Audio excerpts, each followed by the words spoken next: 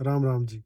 150 साल पहले का हरियाणा वीडियो सीरीज में आपका स्वागत है। आज हम बात करेंगे उस समय के खान पान और सामाजिक मेल जोल के नियमों के बारे में। उस दौर में शुद्धता का एक अलग ही विज्ञान था। माना जाता था कि आग, घी और चीनी किसी भी चीज को शुद्ध कर देते हैं। उस समय खान पान को दो भागों में बांटा जाता था, पक्की रोटी और कच्ची रोटी। पक्की रोटी वो होती थी जो घी में बनाई जाती थी, और बाकी सामान्य खाने को कच्ची रोटी कहते थे। लोग पक्की रोटी तो किसी के भी हाथ की खा लेते थे, लेकिन कच्ची रोटी सबके हाथ की नहीं खाते थे।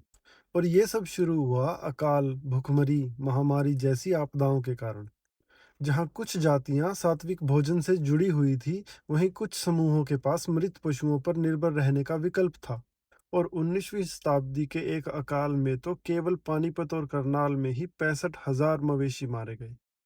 और इन्हीं शाकाहारी जातियों ने अपनी इस सात्विक मर्यादा की कीमत भी चुकाई है। 1901 की जनगणना रिपोर्ट बताती है कि इस कड़े अनुशासन की वजह से शाकाहारी जातियों की आबादी में भारी गिरावट आई। ये 25% तक कम हो गई थी।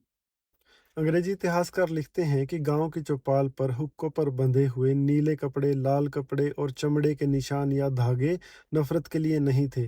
वे इसलिए थे ताकि अकाल के उस समय, कठिन समय में कोई दोस्त अनजाने में दूसरे के परहेज को ठेस न पहुंचा दे। यह आपसी सम्मान का चरम था। बर्तनों का भी अपना ही अलग रुतबा था। मिट्टी के बर्तन के मुकाबले धातु के बर्तनों को ज्यादा शुद्ध माना जाता था। अगर धातु के बर्तन को मिट्टी से मांज कर साफ किया जाए, तो किसी भी जाति के लोग उसमें पानी पी लेते थे। रिकॉर्ड्स कहते हैं कि उस समय कोई भी हिंदू किसी मुसलमान के हाथ का खाना नहीं छूता था।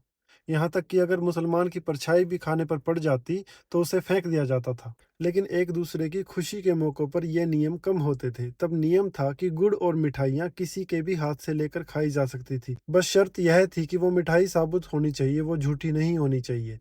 यह दिखाता है कि समाज में आपसी मेलजोल के रास्ते हमेशा से खुले थे। उस वक्त की कठिन परिस्थितियों ने हमें जातियों में बांटा जरूर, पर हमारा त्याग और हमारा ईश्वर एक ही था। आज समय है उस बलिदान का मान रखने का। जातियों के भेद को भुलाकर एक सशक्त और अखंड समाज के रूप में खड़े होइए, क्योंकि हमारी ये एकता ही हमारे पूर्वजों को हमारी सच्ची श्रद्धांजलि है। अगर आपको भी इतिहास में झांकना अच्छा लगता है, तो जुड़े रहिए मेरे साथ। तब तक के लिए राम राम।